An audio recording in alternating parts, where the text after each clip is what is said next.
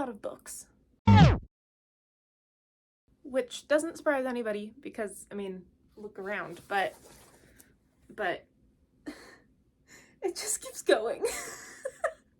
I wanted to take today to tell you about some of the books that I've gotten for free or cheap somewhat recently, well, at least since the last time I made a book haul video. Some of these I got from the library, some of these were gifted to me from friends, some of them were giveaways, some of them were the conference that I went to last year, and then I also get to go to this year. I'm super excited. So I'll have another one of these soon with the books from that conference. But all that to say, you acquire books when you work in the publishing industry, and I wanted to talk about some of the books that I have recently acquired. So this one is a advanced reader copy that one of my friends won in a giveaway, and she looked at it, realized that she didn't actually want it that much, and then sent me a bunch of books that she was like, hey, do you want these? And I was like, absolutely I do. So I'm very excited about this one. It's film industry and revenge. It's a quote-unquote timely thriller about power, privilege, and justice. So that's very exciting. I can't wait to read this one.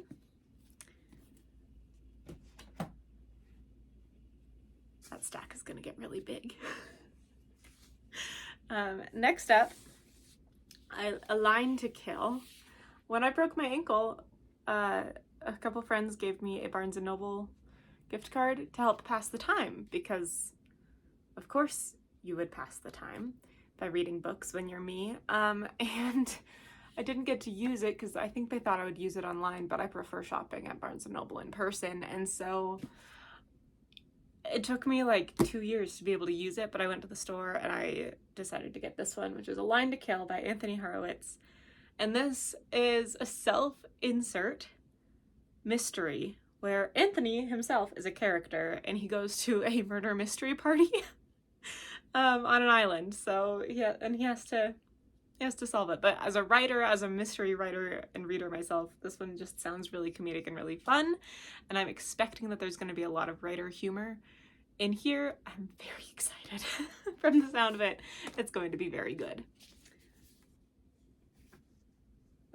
Also, that's a play on words because there's the old saying of a time to kill, and so a line to kill is the play on words with the writing, and it makes me very excited. Anyway, this one I got at the American Library Association conference last year, so in 2022. This is super exciting to me. Just the whole like style of this book gives me Harry Potter and Percy Jackson vibes, while still being like super adventurous, child, just fun adventure, you know? I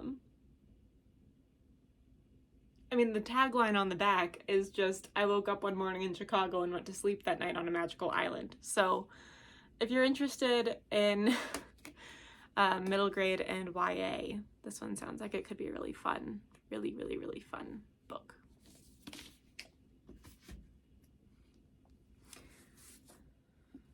This is beautiful, and I forgot I picked it up.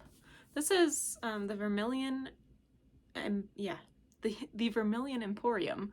Look at this cover. Could we just talk about how pretty that is? That's probably why I picked it up when I was at ILA, because this is another free one that I got at that conference. But this is just so pretty. They have the chapters. Did the pretty things on the pages. I love it when books do that.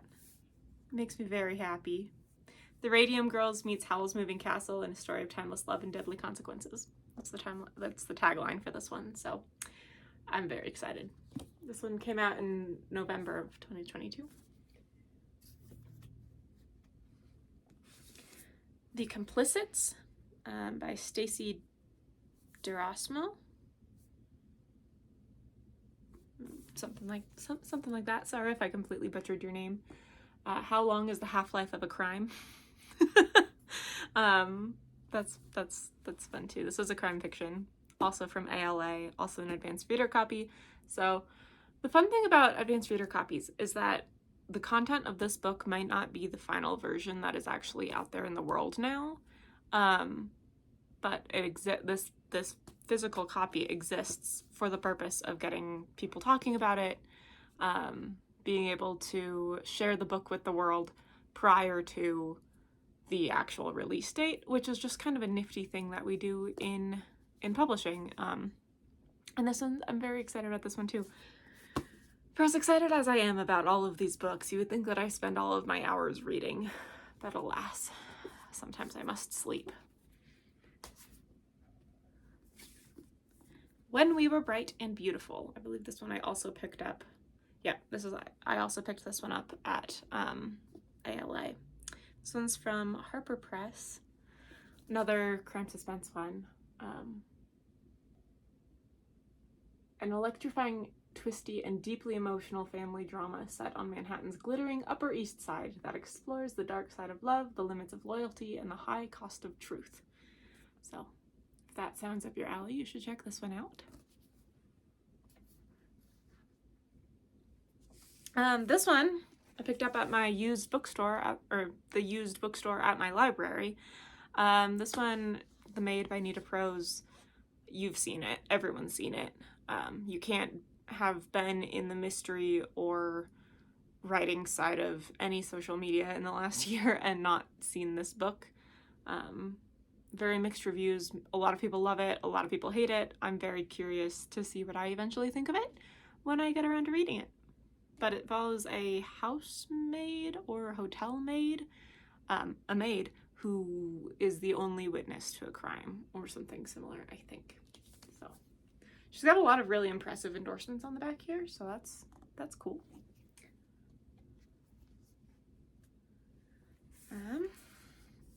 When We Believed in Mermaids. Again, this is another crime suspense. Not that it looks like it. It doesn't look like it, but it is.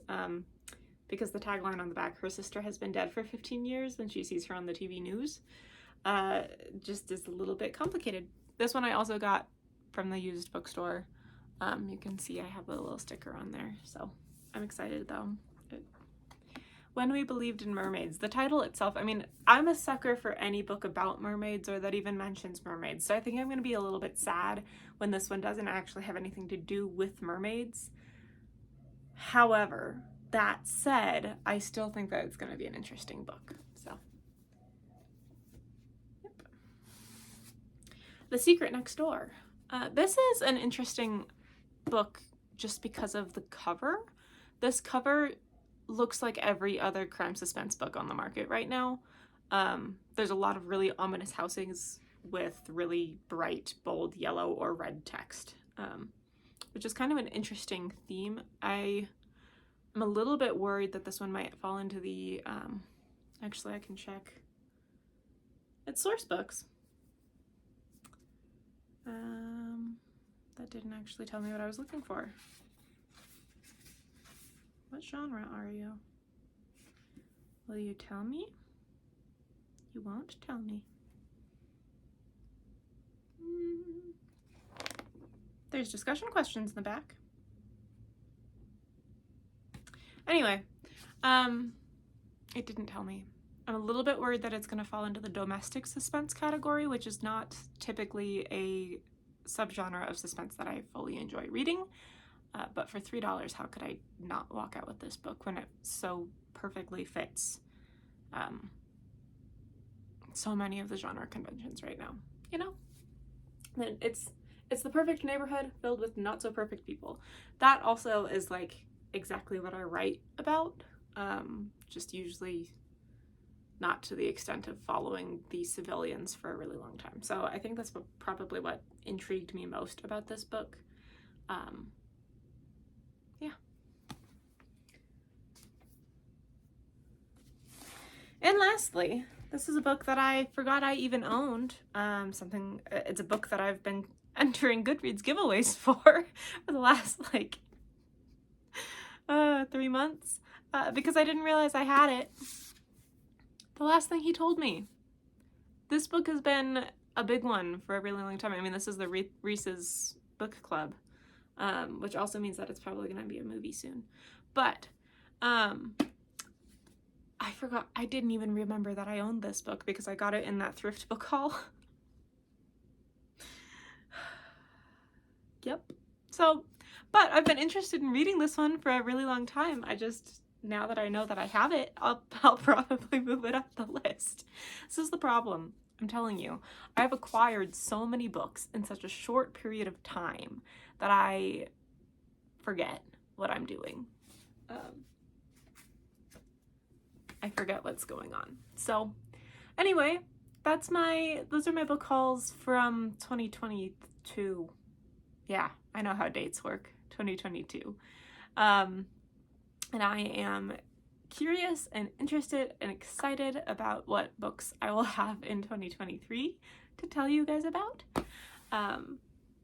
As you can see, I'm trying to build up a mystery and crime library in my house, which most of these books are crime and suspense. Obviously, right around here, we suddenly hit young adult. And then these are mostly, well, young adult, crime suspense. So most of my bookshelf is crime and suspense or young adult in some way, shape, or form, with some mystery, some fantasy built in there. This one's about dragons, Talon by Julia Kagawa. I was going to read that way back when I got it, and I haven't read it yet. I've had that book since high school.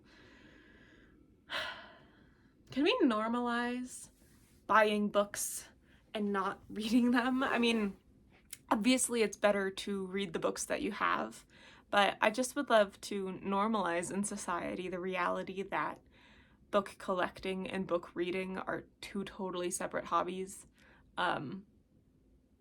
Because I personally adore being surrounded by books, and I don't always have all of the time in the world to read all of those books. So I would feel better if we could normalize book buying / collecting and reading as two separate hobbies, because I'm very good at the book collecting part, and I used to be really good at the book reading part. And as my book collecting has gotten better, my book reading has totally devolved. Anyway, bookshelves make me so happy. I did a bookshelf tour a few years ago, and most of this hasn't changed, but I might be rearranging my shelves a little bit more, and I did gain an entire extra shelf that is now down in my office. Because now I work from home and I work in publishing, so there's a ton of books on there that I would love to tell you about, because I just happen to have them on my shelf now. So if you are interested in that additional shelf tour, I could take you guys down to my office, and we could do a little tour that way. If that sounds like something you're interested in, let me know in the comments. Have you read any of these books? Do you love any of these books? Do you hate any of these books? Should I not read any of these books? Let me know. I probably will read them anyway, because, you know, even with books like The Maid, where it's so big, I mean, I did this with the Hunger Games back when they were huge, as well, but there's this lovely quote that is, if you only read what everyone else is reading, you can only think what everyone else is thinking. And I love that quote, first of all. Second of all, I took it to heart, because I could never keep up with the books that were trending, and it just made me feel so much better about not being able to keep up with the trends, and letting me read books as I was able to, and as it was realistically possible for me to read the books. So I would still love to know if you're like, yes, this is the best book ever. However, please also know that I might still read it. And at my own pace and my own time. And even if you recommend it to me, it might be 5 to 10 business years before I get to this book because of the nature of my life and the reality of my schedule. Thank you so much for joining me today. Those are the free books, free and discounted and cheap books. I'm so excited to get more this year because clearly I need more books. There's still space on my bookshelf. What you gonna do, right? Until next time, I will see you then. Thank you for joining me. Tell me what you think about those books, and don't forget to check out my merch shop. I'm continually adding new things. Here's a few examples of the things that I do. The things that I have, a lot of them are like writing t-shirts or a Tears of My Readers cup so that I can drink water and stay hydrated and also just feel a little bit maniacal while I do so. So if you're interested in buying any of those things, check it out. That link is down below. Here's some of those examples again. And I'm so glad that you're here. I'm so glad that you have taken your time to join me. You guys are all lovely people, and I can't wait to see where we go together. Until next time, I'll see you then.